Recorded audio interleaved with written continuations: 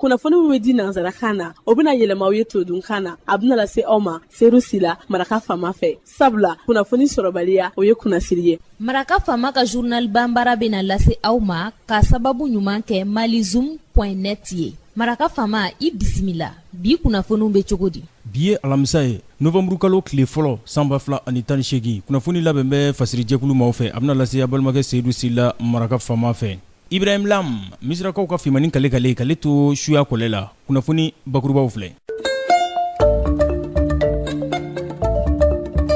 Office national des pupilles Mali kɔnɔ yan ONAPIMA a y'a ka ɲɔgɔnnajɛrɛ conseil d'administration a ye o waleya ntɛnɛndonya tɛmɛlen a tako fɔlɔ don.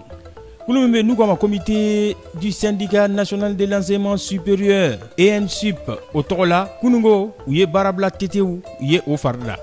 Bi kunnafoni kuncɛ waati an bɛna kuma di CONOR n'o ye comité de normalisation du football malien n'o ye Mali balontan a bɛ se ka basigi cogo min na kulu min sigira o ɲɛnabɔli kama o ɲɛma Madame Daw Fatumata Gindo an bɛna kuma d'ale ma a bɛna ɲɛfɔli kɛ dɔ faraliw ka waati kan o lahalayaw. Don baro la kumabɔ olu ye nin ye minnu bɛna walawala aw ye waati kungurunin aw ni ce maraka faama ka journal banbara lamɛnli la.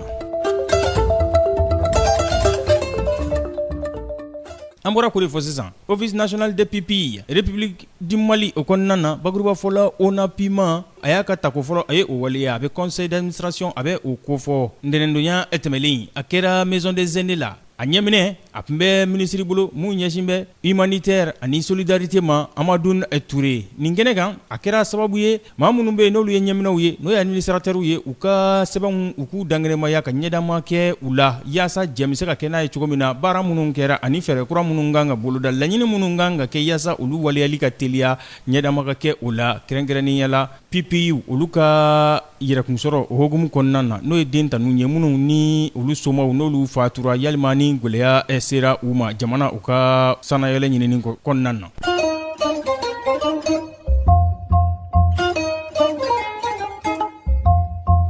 Kulu min bɛ n'u k'a ma comité du syndicat national de l'enseignement supérieur sanakalan a b'o lahalayaw kofɔ ENSUP ale tɔgɔ la kunungo u ye baarabila tetew u ye o fari da n'an ko ma grève illimité a kun soladon jɛkulu in a ko olu ye baarabila min kɛ octobre kalo tile fɔlɔ tɛmɛlen sigikɛ kuma minnu waleyara o kɔfɛ ni o kɛra sababu ye u ka baaraw kuraya tile 15 de kun laɲini kɛlen don gouvernement fɛ a ka laɲiniw a ka olu waleya yaasa fɛn min ka dɔn ka fɔ jaabi kɛrɛnkɛrɛnnen o bɛ se ka sɔrɔ gɛlɛyaw la cogo min na bataki min ni bolonɔbila kɛrɛw la secrétaire général fɛ SENSUP o tɔgɔ la Alu Jara nka gouvernement ale ka fan fɛ ale kun kan ka wulikajɔ sugu bɛɛ lajɛlen de kɛ yaasa ɲɔgɔn faamu ni sigi ka kuma u ka se ka waleya lahalaya tɔ ninnu kan a mɛnna cogo o cogo octobre kalo tile 30 san 2018 comité syndicat ko a b'a da bɛɛ lajɛlen tulo k'a ka tɔndenw k'a fɔ ko jamana fangamarabaaw ka kalasigibaliya olu ka laɲini ninnu kan ani jaabi ɲuman dili o bɛna kɛ sababu ye olu bɛ baarabila tetew b'a waleya octobre kalo tile 31 n'o bɛ bɛn araba ma fo ka taa se fɛn min ka dɔn ka fɔ fura kɛrɛnkɛrɛnnen o sɔrɔli la u ka lahalayaw la.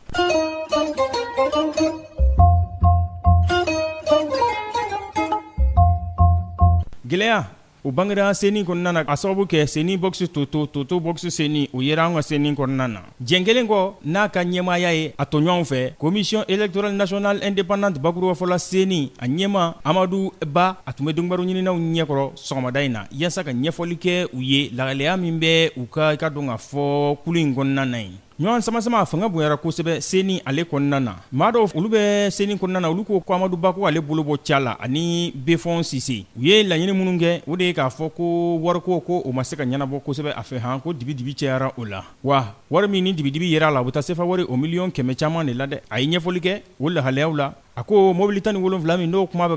ka fɔ foroba wari o de taara k'o don o lahalayaw la n'o bɛ maaw ka sara ko fɔ minnu bɛ baara kɛ seni ye jamana kɔnɔna na a ko 100 sarada la 30 bɔɲango olu y'o de sara mobili san 10 ninnu na ka tila ka 100 sarada la a tɔ 70 ka o sara n'o tun ye juru y'u la ni olu tun ma waleya ko mobili ninnu dédouaner k'a tun bɛ gɛlɛya kosɛbɛ kulu min n'ale kan ka jɛya kow kɛ an ka kalata la ni nin yera o kulu kɔnɔna na a bɛ maa siran nka ɲɔgɔn sama hali bi a bɛ senna seni a kulu kɔnɔna na.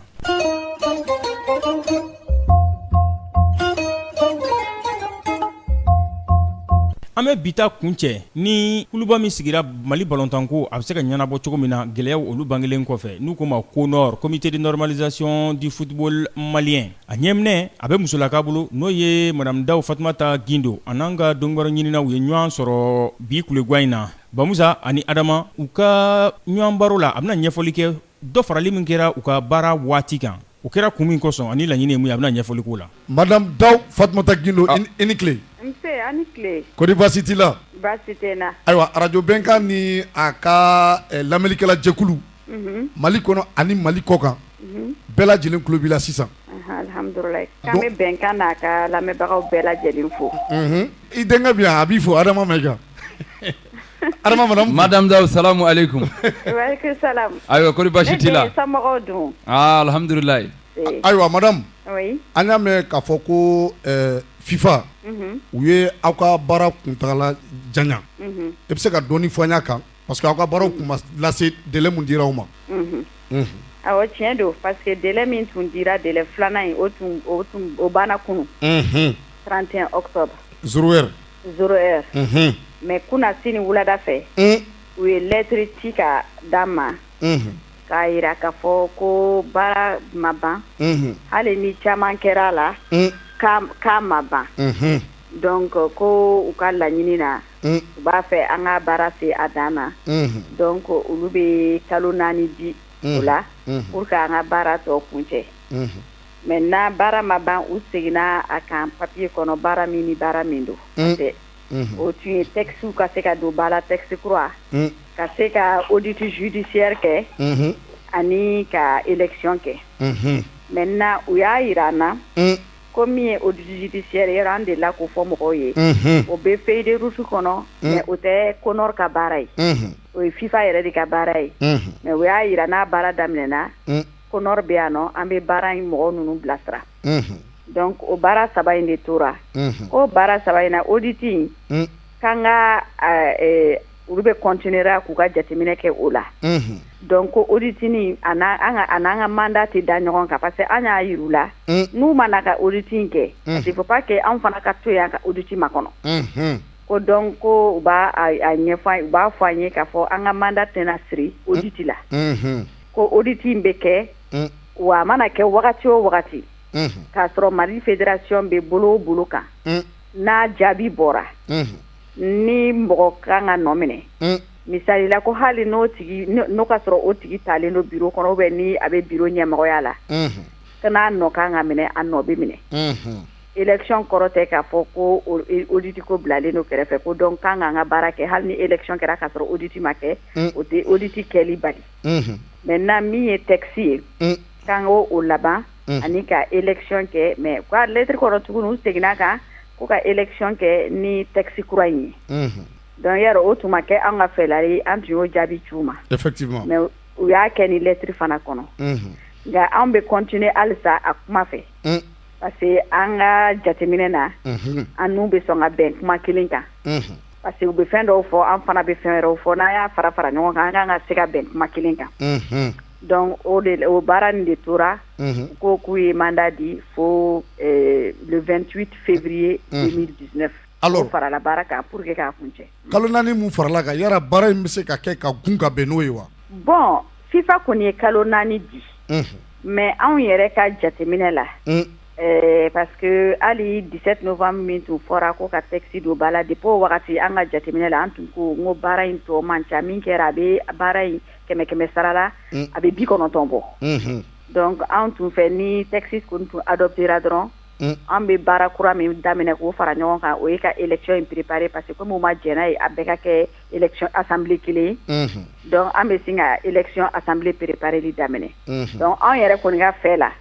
baara in kan ka se ka kuncɛ ka bɛn ni décembre kalo an yɛrɛ ka jateminɛ la CONOR kɔnɔ donc olu nana k'a fɔ k'an ka taga février la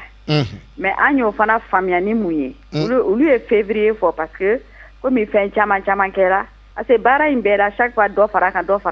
a bɛ na ni baara de ye hali olu fana fɛ yen parce que fo a ka taa conseil la nin ka kɛ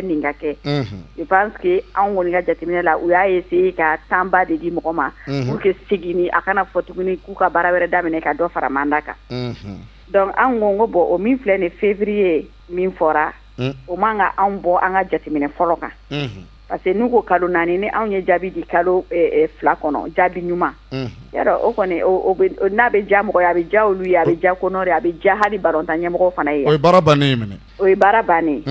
nin tun ye Konor présidente ye madame Daw Fatumata Gindo a tun bɛ ka ɲɛfɔli kɛ waati fara min kɛra u ka waati kan Konor ka baara waati kan n bɛ ka ɲɛfɔli kɛ o lahalayaw la ɲininkali kɛra Bamusa Sisoko ani Adama Mayiga fɛ radio bɛnkan o ye journaliste donsow don ni ne bɛ dan sigi bi laseliw la min labɛnna fasiri jɛkulu ma fɛ ka lase balimakɛ Seydou Sila maraka fama fɛ Ibrahim Lam Fimani kale to suya kɔlɛ la ni Ala man ka jɔnya jɔna sini an na ɲɔgɔn sɔrɔ yan waati kelen radio so kelen ka kunnafoni kuraw k'olu dangɛnɛmaya aw ka wasa sɔrɔli kama a k'an bɛn sini ni Ala sɔnna ma